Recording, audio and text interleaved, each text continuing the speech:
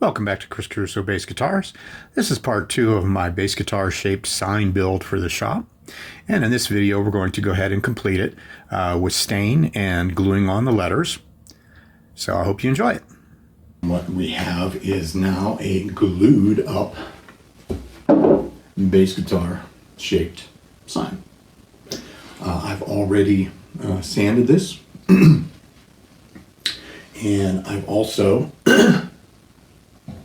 prepped it with the water-based Minwax pre-stain. This birch plywood, as I found out, is notorious for being blotchy, so I didn't want to do that. All right, I'm also going to be using color tone dye, and I've also already mixed up a batch here. I did do a test on a scrap piece of wood to see what I wanted as far as the concentration goes, and so we're ready to go. I'm going to go ahead and put on my first coat of dye here, and what we're going to do is again, I'm just going to be worried about the front and the sides, top and the bottom, that you're going to be able to see when the sign's hanging. The back I'm not going to be worried about. Alright, so I'll go ahead and get started here. We'll get a glove on. Now I mixed the dye with just water, and so we should be good to go there. You can also mix it with denatured alcohol as well. All right, now for the most part I'm going to be able to just use a rag to put this on, but in the detail areas in between, especially in between the peg heads, I'm going to need something a little bit different to get that dye in there. So I have some long bamboo Q-tips, basically, that I'm going to be using to get that dye on the sides there. All right.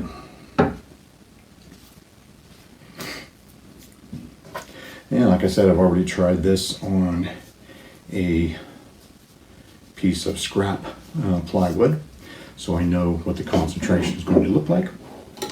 And I'm probably going to do at least 2 to 3, if not 2 to 4 coats of the black stain. So, all right, so let's go ahead and get this started. I'm just going to go ahead and ball that up and get a little dip of the dye, a little dip of the stain there. And I'm just going to go to town here. Just going to do it in smooth circles. And you can hopefully see on the camera that this is really just coming out like a light gray. And that's okay. So I'm just going to come back and do another stain, another coat, if you will.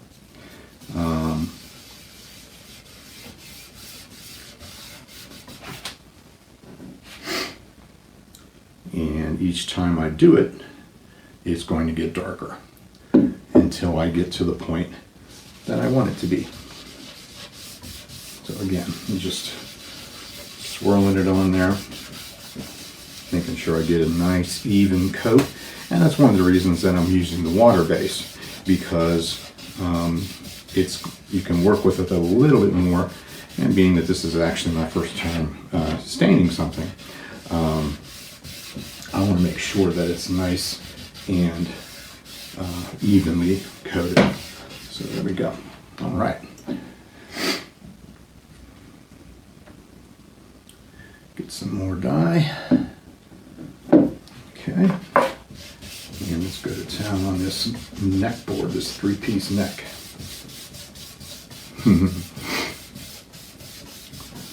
Looks like a lot more with with all the sandwiches in the of the plywood in there, but yeah, there's 3 pieces of plywood in there for my 3-piece neck. So, yep.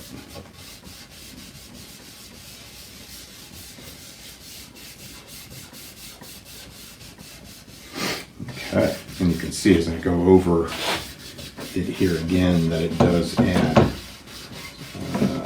a darker tint to it. So and that's what we're looking for.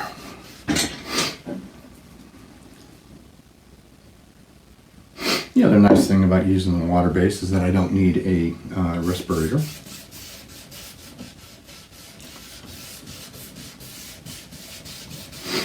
There's no fumes.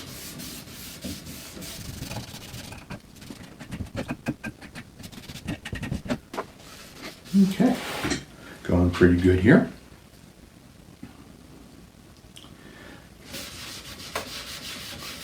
Oh yeah, that's looking good.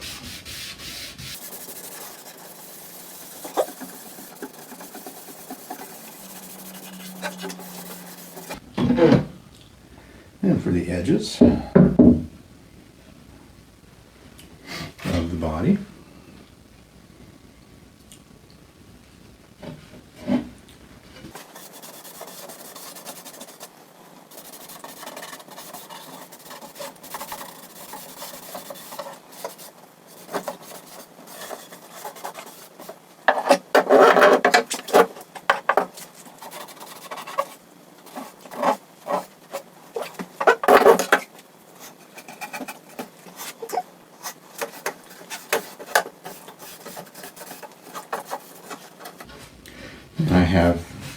I have these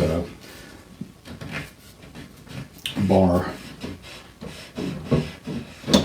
clamps here just to keep it off of my workbench so that I can dye the sides without worrying about dyeing my workbench in the process.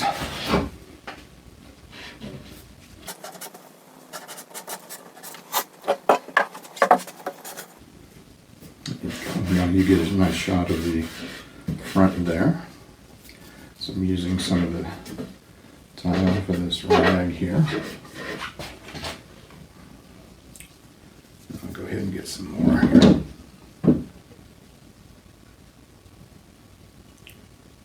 Just dip it in there. Bring it back.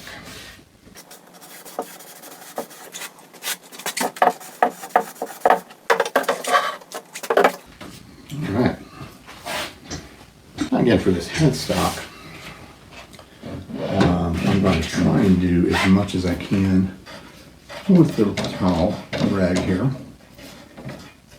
And then where I can't reach with it, I'll use those long Q-tips.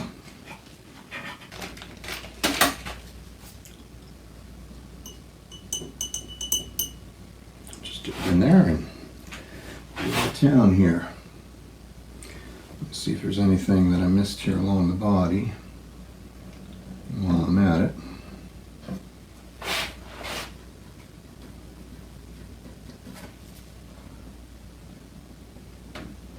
I see a couple of white spots.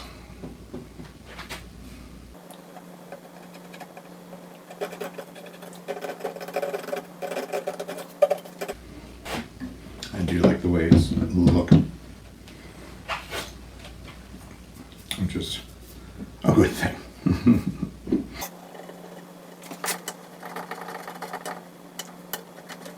We're getting into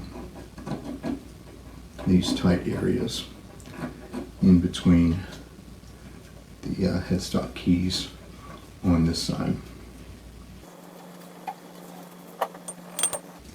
And then I can just go ahead and roll it into place there. So yeah, that's working really good.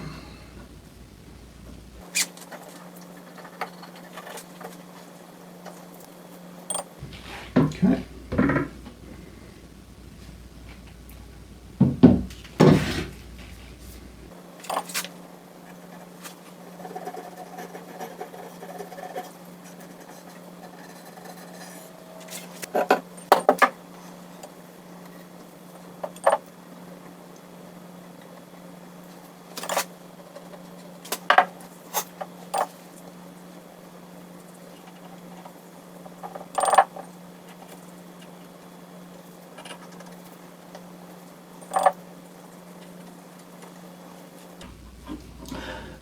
I did raise the grain on this as well, and then sanded it back before doing the pre-stain.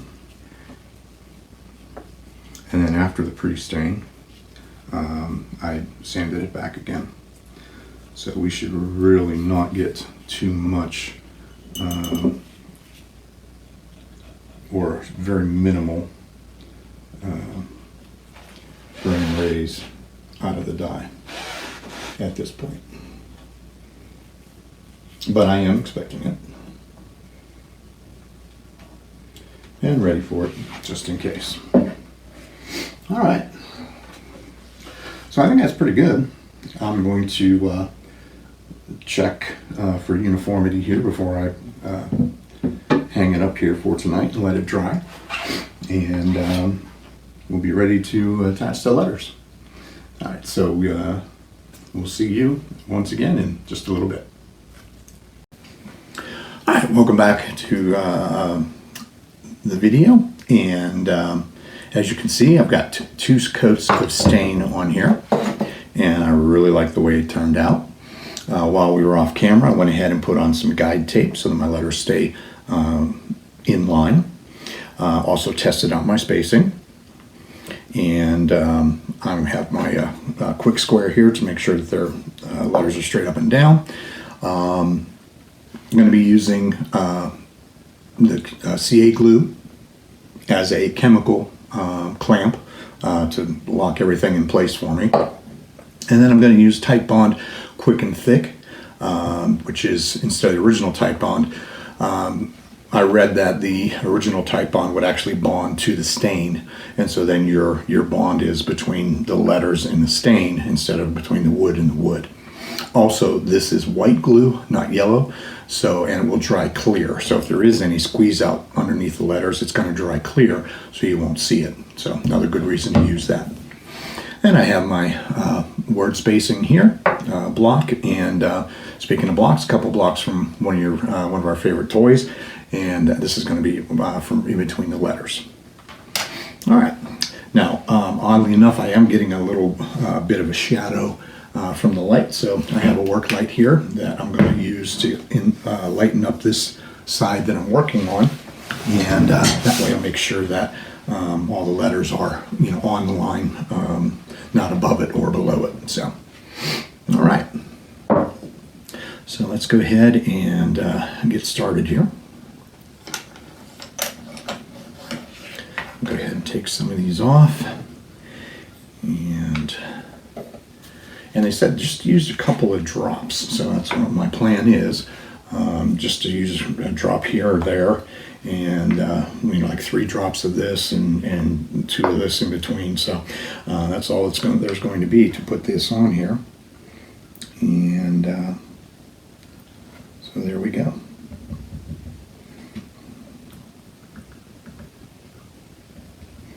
Yeah, I'm going to put on, I think, a little bit more than the 3 drops of that. Okay. All right.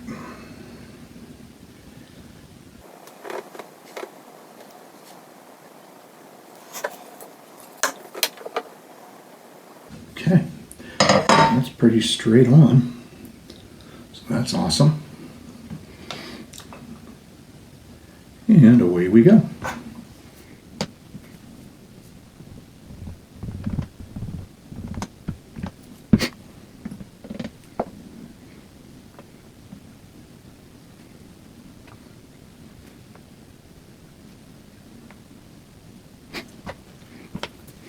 All right, I'm really excited to get this done so that I'll have it up here behind me, and we can start on our build videos, which I know you're all waiting for. And quite frankly, so am I. I actually have 5 builds already this year, and it's quite exciting. So can't wait for you to see them. And obviously they are going to be for sale as well. So definitely want you to like them like I said, catch them on sale. Okay.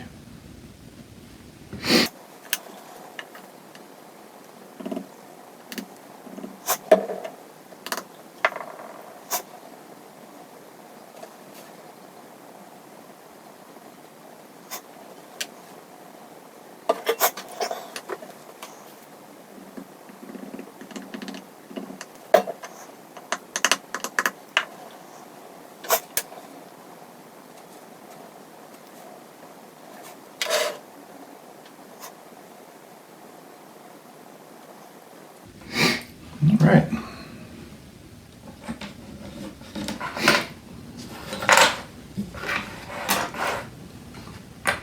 And now we go with our first word space.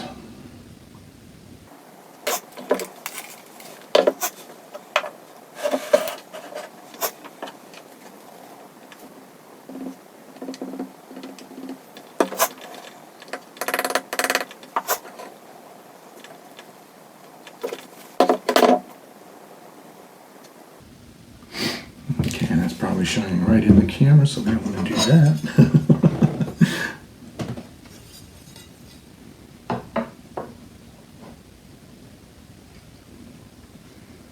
Okay, awesome.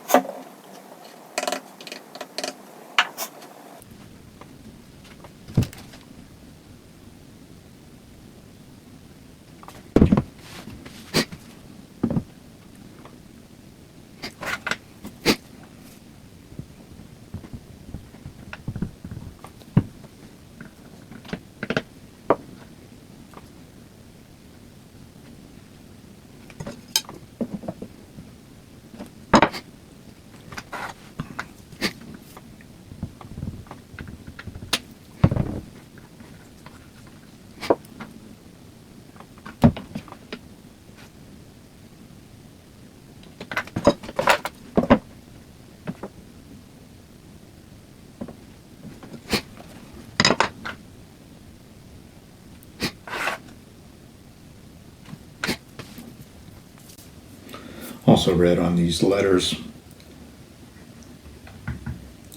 where it said actually not to use a specific spacing because that's not how the human eye sees it. So on some of these slanted letters, like the R's and the A's, you kind of just sort of have to fudge it and make it look right.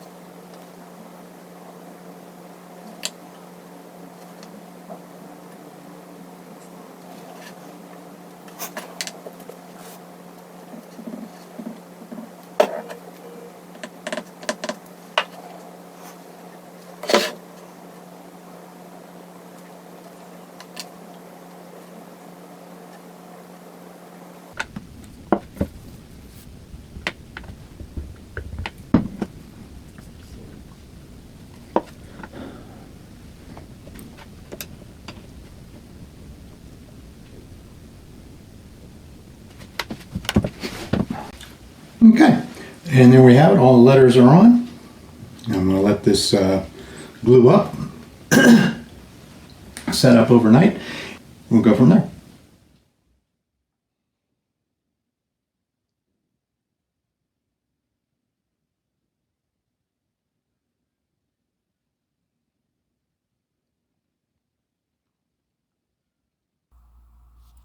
Here's a pic of the completed sign hanging on the office wall. If you enjoyed this build and would like to see how it started, make sure you click the link to part 1 in the description. And while you're at it, click on the subscribe button and ring that notification bell so that you'll never miss new build content as it's released. If you're interested in a custom build bass, reach out to me to discuss it. And until next time, thanks for watching. Chris Caruso, Bass Guitars.